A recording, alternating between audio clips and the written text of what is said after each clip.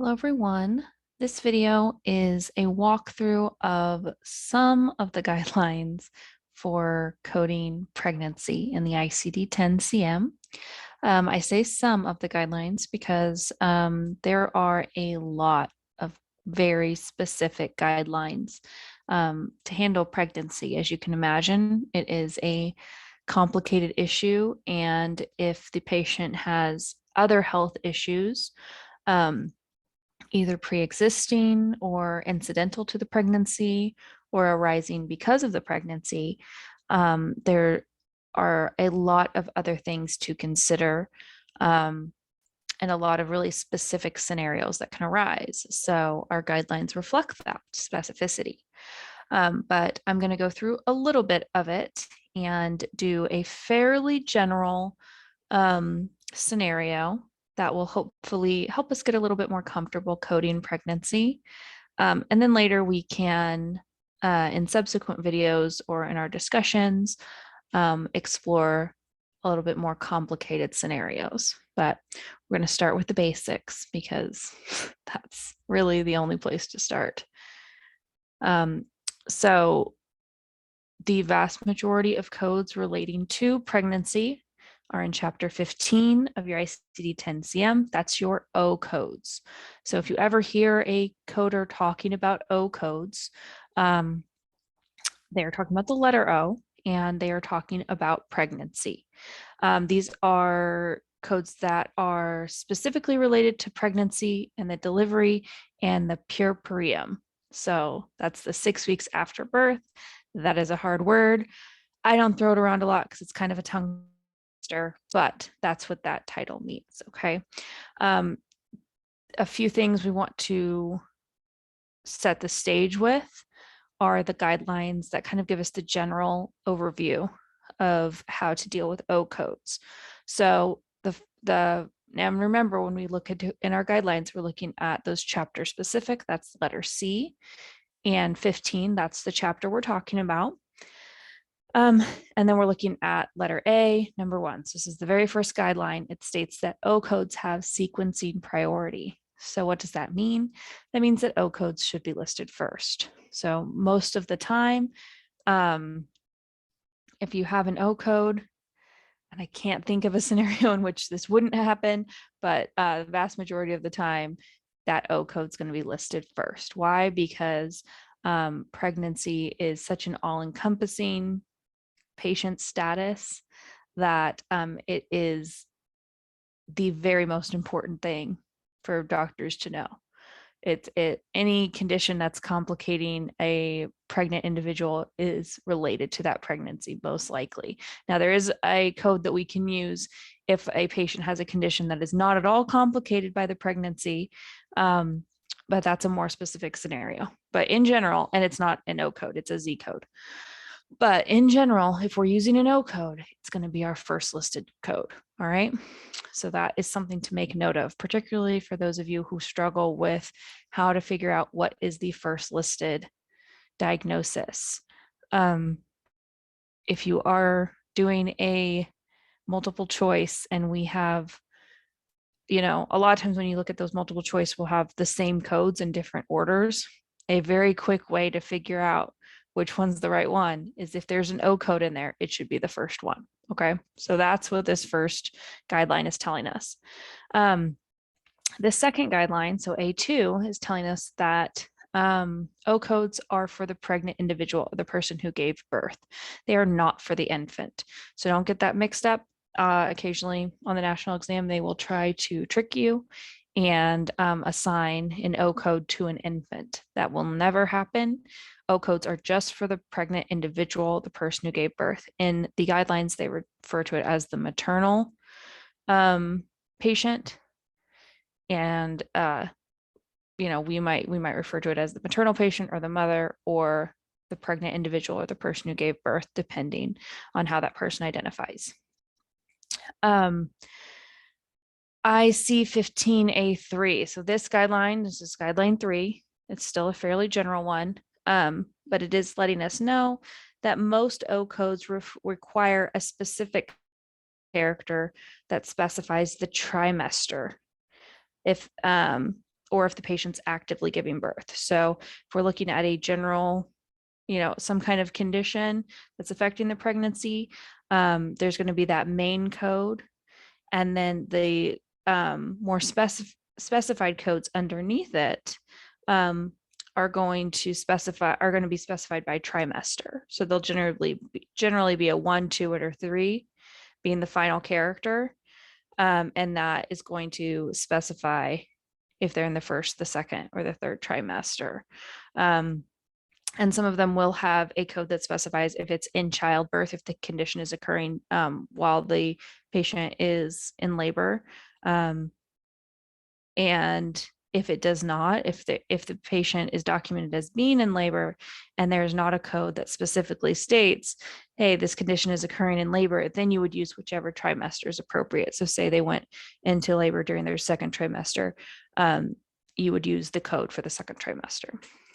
Let me see here. And then some codes do have a code that says it's an unspecified trimester. You shouldn't really have to use those, but occasionally you will get questions or documentation that's really vague. It'll just say a pregnant individual came in for this condition, and we have no information about weeks of gestation, no information about what trimester they're in, if they're actively in labor, anything like that. In those situations, you would use the code that says unspecified trimester. That doesn't really come up too much because providers are really careful about documenting weeks of gestation, but some of those exist. So those are kind of the basics. Don't worry if all this is gibberish. We will look at it in the book. But those are the main guidelines that we want to be aware of. In addition to those, we want to look at, and I just repeated this here, that unspecified trimester part. But here on IC 2011, I wanted to bring your attention to this because this will also play a role, and I will show you in the book why this is important. But IC 20, now this is chapter 20 that we're talking about. That was those Z codes. That's what that chapter is about. So remember when I had that whole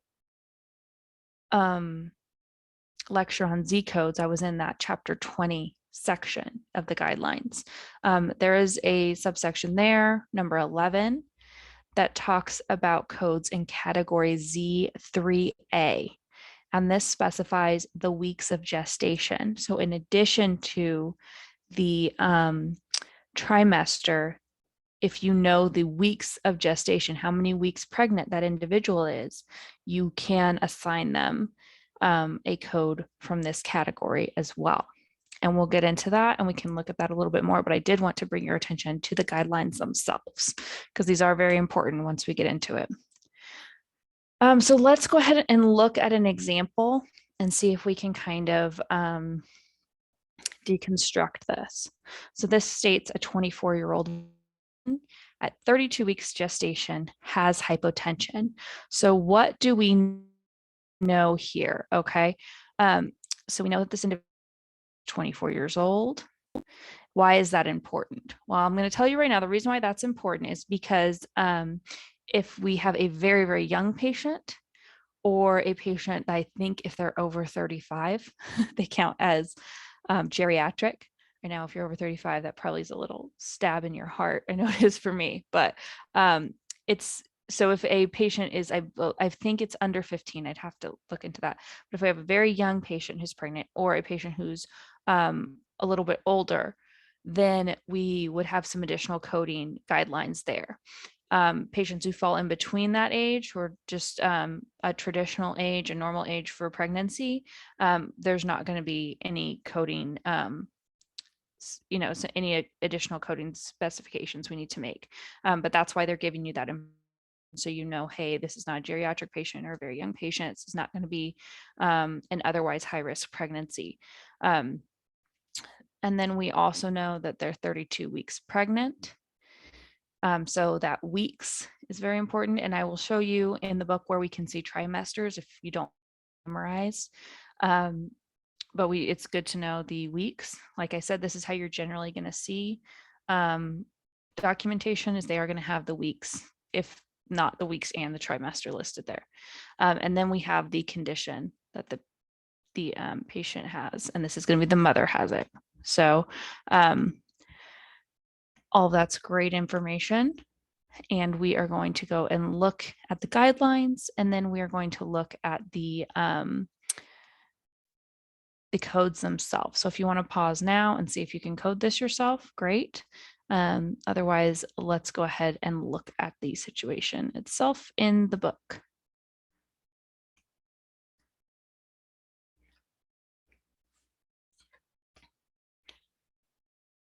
Okay, so here's our scenario. Oop.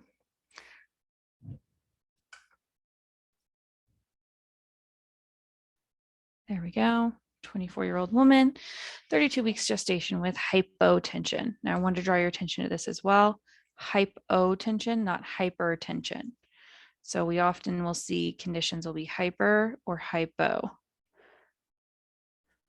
It's very important that we know the difference, okay, that we specify the difference, because there is a guideline for hypertension in pregnancy. There's not a guideline specific to hypotension.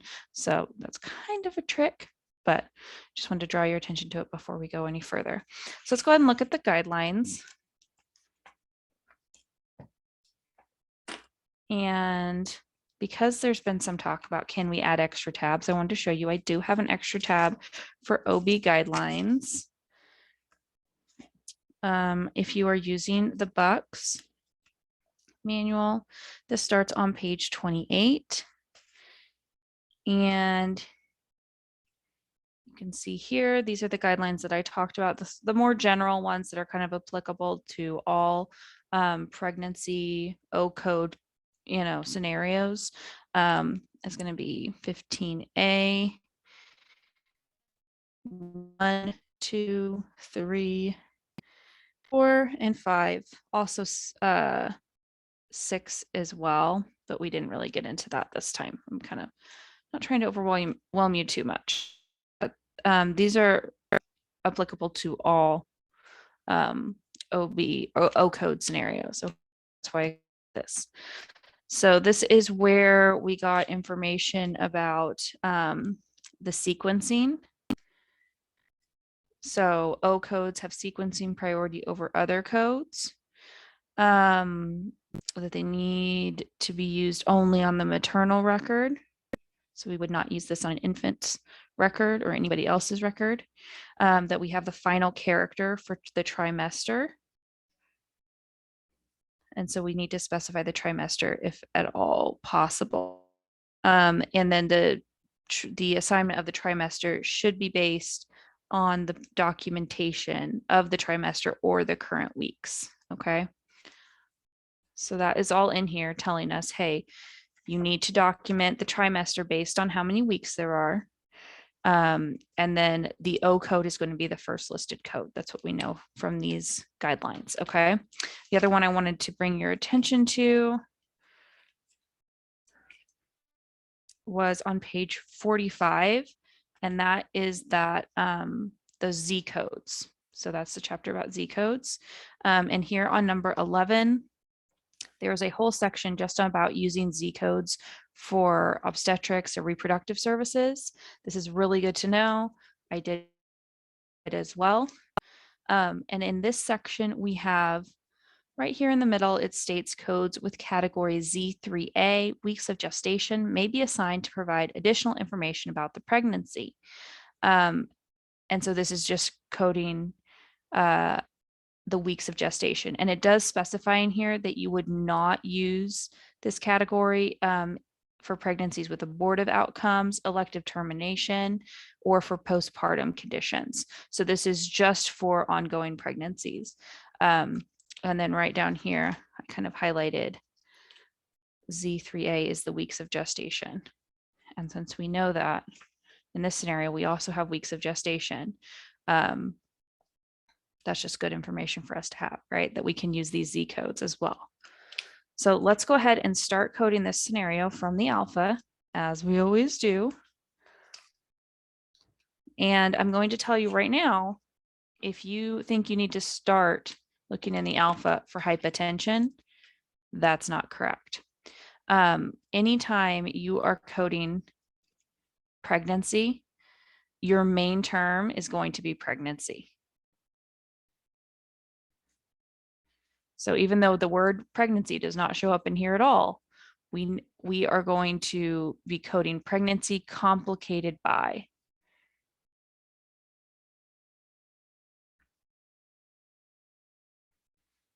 Complicated by. Now, I think if you did not know this information and you had gone to hypotension, there was probably maternal hypotension or a excludes note in just the regular hypotension that would direct you back to pregnancy. But I just want to cut that complication out and get us to where we need to pregnancy complicated by hypotension. Okay. So we'll look in the alpha. And this will just save you so much time if you know this. You know, I don't want to send you on a wild goose chase every single time.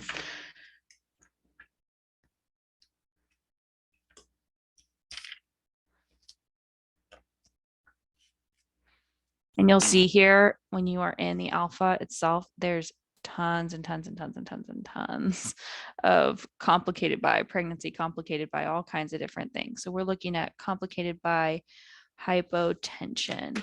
And if you look at 394 up here at the top,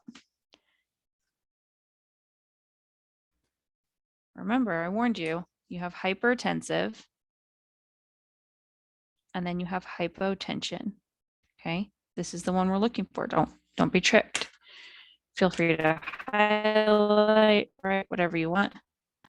But it looks like the category we are looking for is O26.5. And remember, it's got that dash, which is telling us we need additional characters. It's got that red stop sign, meaning we can't use it as is. Regardless, even if it wasn't there, we would still go check the tabular, right? So let's go look at O26.5 and see what we can find.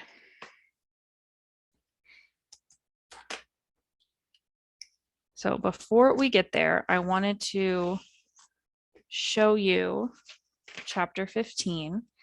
So like I've said before in other chapters, the chapter specific guidelines are here at the front. Okay. So this is super helpful if you know you're coding from this section, right? So everything we just read, and then the more specific guidelines that I referenced are all here. So all of that's here. What I also wanted to show you is here at the very, very front, and I would put a tab here, like I did. Right here, it tells us the weeks of gestation and how those translate into trimesters. So if you are unfamiliar, that is all listed here. So you don't have to make your own chart. You don't have to make your own notes. You could if you wanted to. I wouldn't because it's right here. So it does tell us less than 14 weeks, 0 days is the first trimester. Second trimester is 14 weeks, 0 days to less than 28 weeks, 0 days. Third trimester is 28 weeks until delivery. If you are an individual who has been pregnant, you're probably very familiar with this. But if you are not an individual who has been pregnant or you haven't had a partner who's pregnant, this might be new information for you. So, but this means right up until it says 28 weeks, they're in the second trimester. So it could be 27 weeks, 6 days. And we would still say second trimester. But as soon as it says 28 weeks, we move them up to the next trimester. So we're very, very specific in pregnancy. Individual is at 32 weeks. So we know that that is third trimester. Okay. What is also important here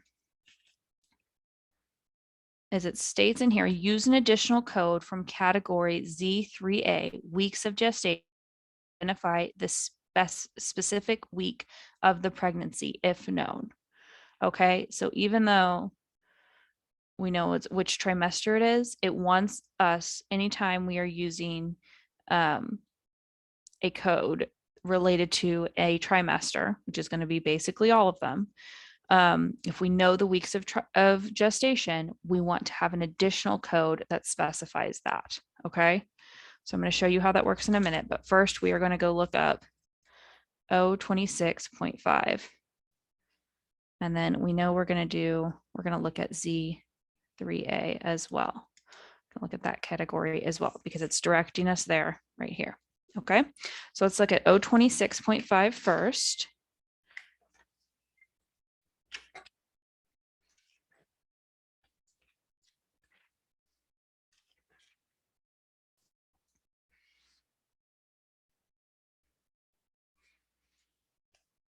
Okay, and here at the top of 1132, it says maternal hypotension syndrome. Okay, this is going to be a pregnancy that's complicated by hypotension. Again, hypo, not hyper.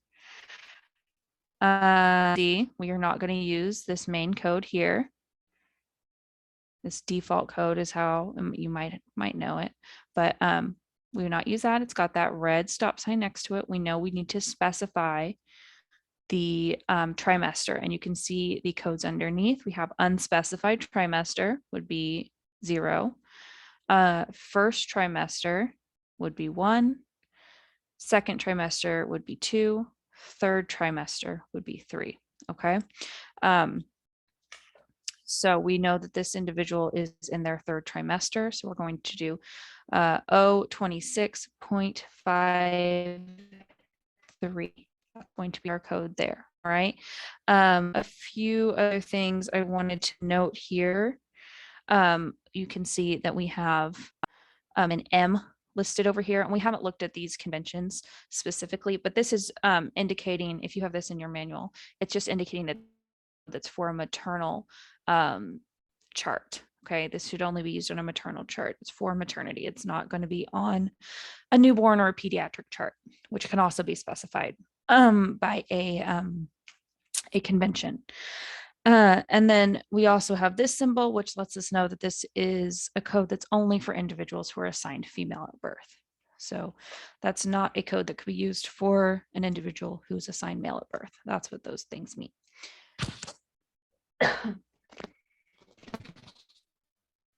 So now we have this very specific code. We have maternal hypotension in the third trimester. I'm going to check back at the top of the category just to make sure there's nothing else in here. Look at this section and make sure there's anything else in here that I need to know. I'm sorry, there's a glare there. This is mainly talking about diabetes and hypoglycemia and things like that. Those are not going to relate to this code specifically. So there's nothing else that we need to do to use this code. Okay, but we do know that we need to go look at category Z3A. Why? Because we do know the weeks of gestation. Here that we're using where we know the weeks of gestation, we're going to add a code from category Z3A. All right, so let's go. We don't need to go back to the alpha. We're just going to go straight to the Z codes and look at 3A.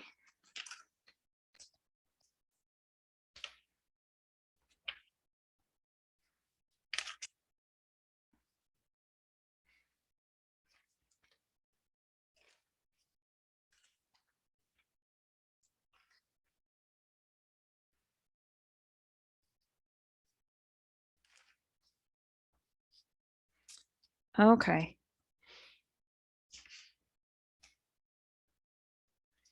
And that's on page 1571 if you're using the bucks. And it does tell us here weeks of gestation. And it states categories from, or codes from category for use only on the maternal record to indicate the weeks of gestation of the pregnancy if they're known. Okay, and if you look down here, they're all laid out in a way that makes a lot of sense. So we have a not specified, so we could use that not specified. And then we can go, and so I would pay attention to that because that'll probably come up. Someone's going to probably try to trick you. You can use that. But we are looking at 32 weeks. So on the next page, we are going to find 32 weeks gestation of pregnancy. So we are going to use Z3A.32. Okay.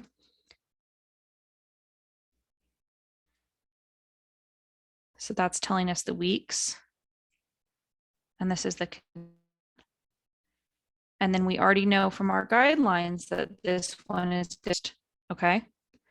So this will be our first code. This will be our second. All right, let's go back to our, this looks really messy. So let's go back to the PowerPoint and see if we are correct. Okay. So O26.53, Z3A.32. So that is, those are the correct codes and the correct sequencing of those codes. Now, I know I went into it probably is not going to take you all that long to code something like this, but I wanted to be really, really clear about where we're finding this information and why we need it in such a simple scenario. Okay. So that's kind of my overview of it. Let's look through your work for this week, any case studies you're doing related to pregnancy, and we can definitely do more walkthroughs if needed, or we can just talk about it in a discussion and figure it out together. All right. So let me know what questions you have, what seems super confusing, and we can break this down even further. And that is all I have for you right now. Thank you.